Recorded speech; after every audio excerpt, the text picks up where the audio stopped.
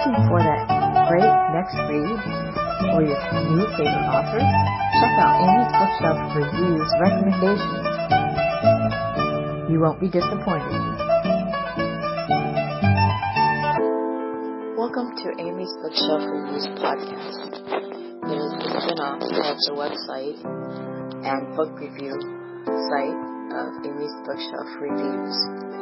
Amy's Bookshelf Reviews podcast is about book reviews, a writer's muse, a book's peruse, author interviews, and literary news. Welcome to the new year, where new things may happen with this. I hope you all enjoy, and thank you for listening. Good evening, listeners. I'm Amy Shannon, and welcome to Amy's Bookshelf Reviews podcast. Today we are joined by an author. Please introduce yourself and let the audience know how they can connect with you. My name is Karl Trautman, and I have a website, karltrautman.com. It's KarlTrautman.com, and that has my that has a lot of links to my books, some of my past writings as well, and I actually did some podcasts years ago as well, some of those as well. So that's a way to actually kind of just dovetail into what I've been doing. I have published fiction books and also nonfiction books, and again podcasts, and I was a newspaper columnist as well. So it's really type of just a way to get to know some of the things that I've created in the past. And as for email, you can reach me at karltrautman@yahoo.com. It's pretty straightforward if you'd like to get in touch with me. So that's a little bit of introduction to myself. Well, thank you.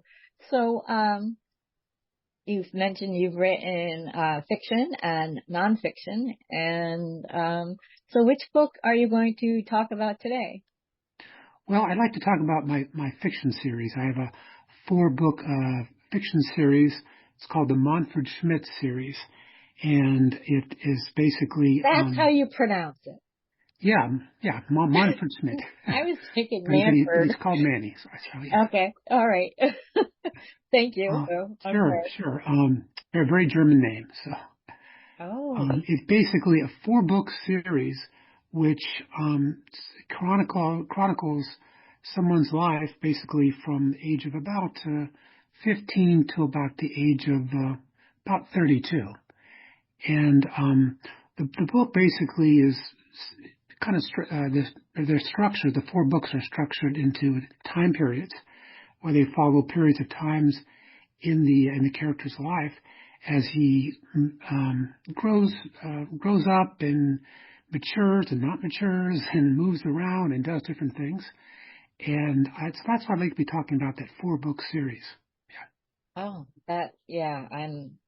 I love it. I love the series. So, and anyways, so what inspired you to write the first one?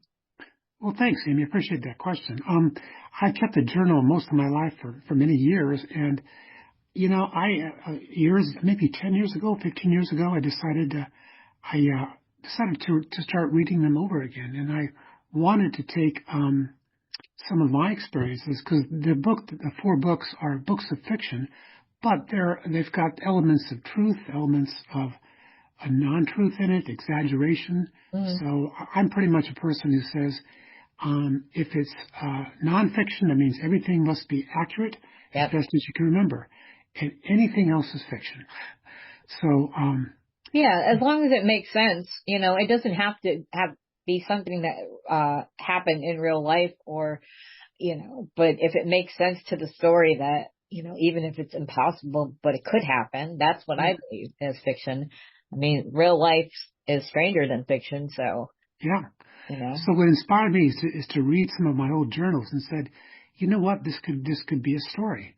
And so I decided to reread them, and then I decided to they were actually in handwritten notes in a journal, and type them up in a word processor, and that gave me the process of trying to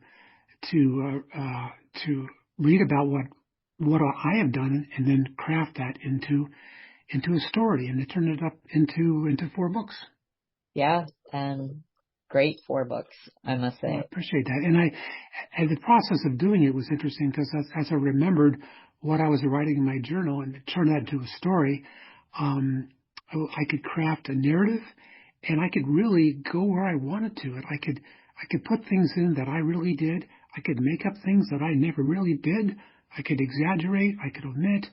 And it was so freeing doing that because my job is I've been a college teacher for most of my life. And it's basically you try to teach what's out there and the facts and interpretation. Right. But in fiction, you've got so much ability to narrate and to weave that it was very freeing personally for me. Yeah, I completely understand that. When I have a lot of notebooks, I write in notebooks. Now I can't read my handwriting very much, but and I just, I like the fact that I could just sit down and just write, and when I have to stop to think about it, then that's when I stop. I don't want to think about it. I just wanted to go. Like, I let the characters drive me, or just, I might be inspired by, I've written books because I had a quote in my head in my dream and I wrote it down, and then that's what started a book, this quote that had to happen in the story. So I understand the freedom and being able to just sit and write and whatever your imagination comes up with, even like, I do research for my fiction books. If I have a doctor or a police officer or a character that I don't know a lot about their occupation, so I do research, but it's still, I give them a lot of leeway. I have a doctor who, she doesn't speak in medical jargon because she wants her patients to understand her, which is a great help for me because I would have to look up every word. Yeah, I mean, that's a good point, Amy, because in my books, my fiction books, they go around a lot of the central things that are political developments. And with the internet, I can go back into what happened at what time, and then be able to anchor some of the things that happened in my character's life to real events. And then I do like to put it's kind of a nice anchor and a kind of a way to make the story go off in different directions, and but it structures it too, which is nice.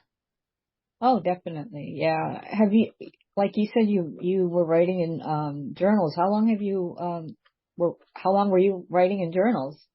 Oh, I must have started maybe I don't know, 9, 10 years old. Oh. And I haven't kept those journals, but when looking at my journals that I've kept on a regular basis, really starting when perhaps in my late teenage years, early 20s. So I'm fairly old, so it's been a long time, and I've got books of journals, and going through them is like both a wonderful treasure box and a nightmare. Depends on what I see, right? Yeah, yeah. But what's important is that I remember how I felt at that time about a particular issue, event, anything, you name it. And that brings back that time to me. And then when it brings back that time, then I can go off and let the story follow that or go off in a different direction. But it's raw material, which is just, to me, is very powerful stuff. Oh, yeah, definitely. Can you imagine if you kept your journals from when you were 10? Yeah, I don't. Yeah, that would be I wish something. I had mine. I used to write poetry and short stories in my teenage years, but when I was younger, I would actually, my mom, she couldn't get me to shut up because she called me her little storyteller, because I would just make up stories since I could talk. And then once I could write, I would write them down to only have that, and I try to put myself in that 4-year-old's shoes and driving her mom up the wall because she has a new version of the Three Bears. Yeah.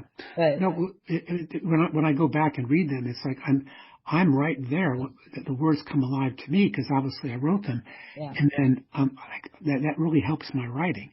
And And so it's a great, to me, it's great, kind of raw materials for which to start.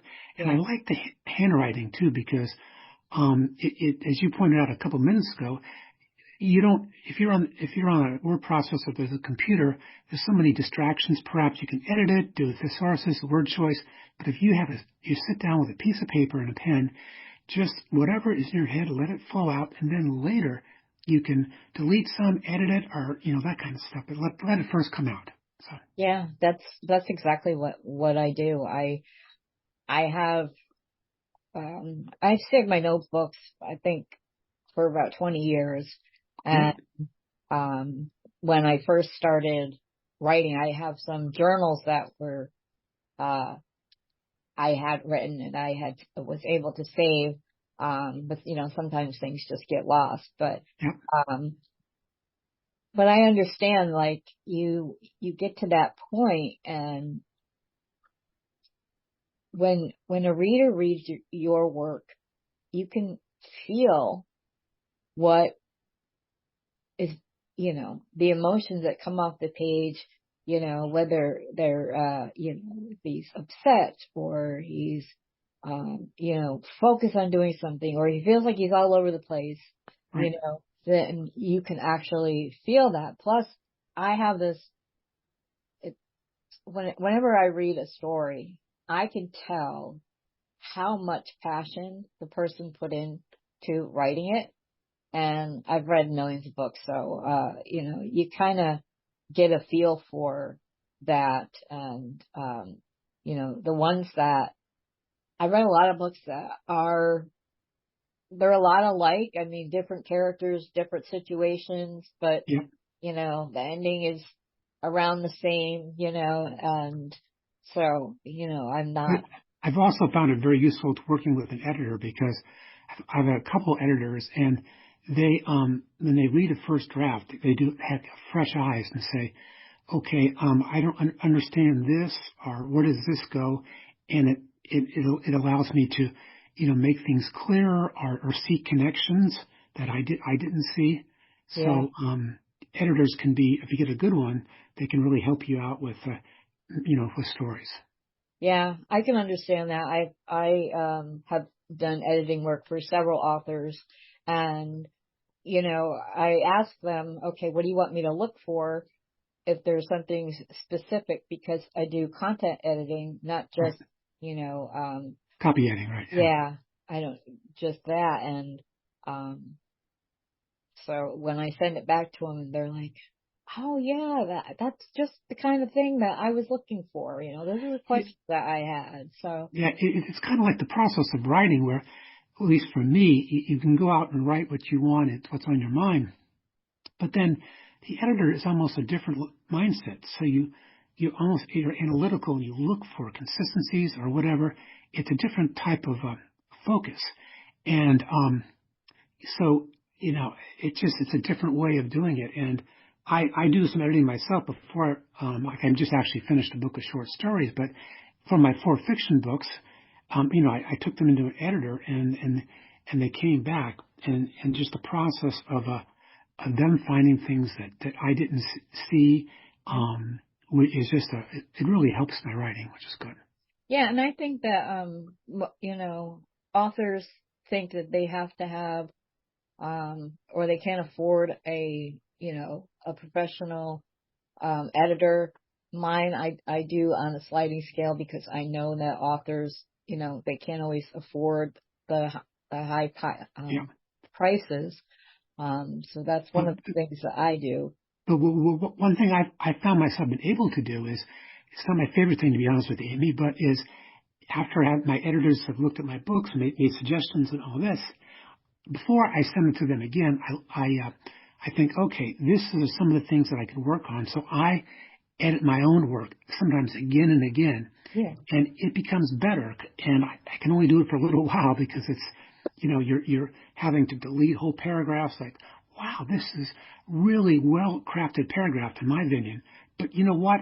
You said the same thing basically 2 paragraphs ago. So you just cut it out, right? Yeah, exactly. And one thing that I do when I'm doing self-editing, or even editing for someone else, is that I read it aloud, Yep. and reading it aloud especially helps with dialogue to see how it sounds, Yeah. and makes That's good. sense. Because not everybody doesn't talk in contraction. I mean, most people do not talk without contractions or, various types of words and phrases. Yeah. And then I have the computer read it to me so I can sit back and listen to every single word. And I find that, reading it out loud and listening to it, it forces you to listen or see every single word. I mean, sometimes if you're reading it, your eyes might gloss over because you already know, Right. To go to the next one. thing. So Exactly right. you don't always pick up stuff. And then I also make sure that, if it's going to be, in a paperback book, I print it out and read it that way. If it's going to be on a Kindle, I will create a file and send it to my Kindle to see how it reads. Yeah. Smart. And a book that I actually listened to maybe 10 years ago, I'm not sure. I live in Maine, so, one of the best writers, I think, and, famous writer, very great writer, Stephen King from Maine. He wrote a book called On Writing, and I listened to that, and it really helped me a lot. And things that stick in my mind are two things that he wrote in the book. He says, write what you know and tell the truth. And I keep going back to those two things. Now, it doesn't mean I write all that I know, and it doesn't mean I tell the full truth, but the essential truth of that statement to me, if you just go back to write what you know and tell the truth, then you could really have a powerful, I think, an anchor towards producing something that could be a good story. Oh, definitely. One of the things I kind of say the same thing to new writers. And actually, I've put all my experience and advice in a book I just recently published to help writers. But I always tell them, write what you know, but then write what you want to know. So Yeah, that way you do research and you're learning something, and then you can use that in your book and you've learned something. good. Yeah, I agree with that. I agree with that. So yeah, my fourth in the Manfred Schmidt series is, again, it's starts off actually in 1974 and it ends in just before 1993. So it goes through a lot of there's a lot of scenes in different parts of the books, but it does follow the character's development and also closely tracks with politics as well and political developments in the United States. So that's I kind of wanted to make that have the stories dovetail that, and that's how I structure my books too. So Yeah, and it makes sense because as you read, when you start out reading, and then number one, and I always tell authors or readers that if you have a book that has a series, um, always, even if they're standalone books in a series, always start from volume one. I said you learn about the characters, yep, you learn about backstories that may not be mentioned in future books. You also learn the writer's writing style, and yep, then every reader should, and no, it doesn't matter if you publish one book, or excuse me, two books or 100 books, that every time you write, your writing gets better. Your yep, I characters agree. have more depth and personality, and so The first fiction book that I wrote is Deacon Blues, and if I could talk just a minute or two about that. That is, it's really the title is basically two things. It's a song by Steely Dan, the old rock group, which I enjoy, I thought and that sounded also familiar. Deacon Blues. It's a pretty old song, but I think it's good. It's Steely Dan, and it's a book a lot about Jimmy Carter, the American president, Yeah. and Jimmy Carter's Secret Service name was Deacon, and so the first book takes the character, right, and starts off really in 1974, and it ends right before the election if I can remember my timeline, got 4 books think of 1980, and goes into the period of American political life and the character, Manny Schmidt, from 1974 to 1980. So if you're interested in, it was to me a tremendous amount of change in American politics from one era to the next. And I think understanding that, and perhaps through a fictional character, could help people, be interesting for people to maybe understand what's going on today, or the trajectory of American politics. Yeah, and maybe it can, I would see that, there are people that, they weren't born then. Right. But, and so it could offer a little bit of history lesson to people who weren't born there, and to just understand the past, because these books are set in the past. Yeah. But to understand what happened, in a fictionalized way, I think would be useful. And because a lot of times people just don't read history; they don't know the past, or they know part of it. And I think a fuller understanding, particularly in a fiction book, can really can be really powerful. Oh, definitely. And I can see somebody Googling Jimmy Carter. Yeah, he lived a long time, and yeah, he really did. And so the first book has the character. He's really the character's hero, and watches what happens to Jimmy Carter, from a president who got elected and did a lot of good things, but then was not reelected in 1980 and lost to Ronald Reagan. And also part of the 4-book series, and this is it starts off really in the second book, has to do with a vision that the character develops about something happening that's nefarious and secret. And that is a kind of a subplot that I put into this series, starting, I believe, in the second book, and that runs through the rest of it. It's kind of a mystery, but as they say, you have to read the book to know what it is. But it's based upon actually real events, though. Real events. Wow. Yeah. I love it when authors kind of, they teach a lesson, or the reader learns something that they didn't know before, but then they didn't even realize that they just learned something, because they're so into the story. I mean, even when I've done editing for authors, then I take, when it's all said and done, I read it from the beginning to the end as a reader would. And then I'll write my review on it. And that's how I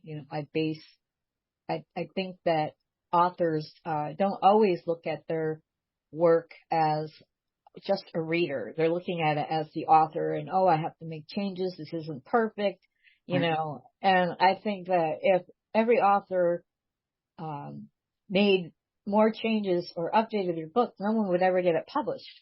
Right. I mean, to me, it's not perfect. So you have to actually make a decision. And as a writer, yes, everything can be revised and made better, but at some point you turn it in to get published or to the editor, and then you take the edits, and then you make a decision and let it go. And because you can just see how it goes. It's a lot of process of letting go. But like in writing Deacon Blues, I had somebody read it at a conference, I think at Cape Cod, the writers conference, and then I got some comments on it, and then the first chapter there's something about it that didn't quite make sense, or didn't do something.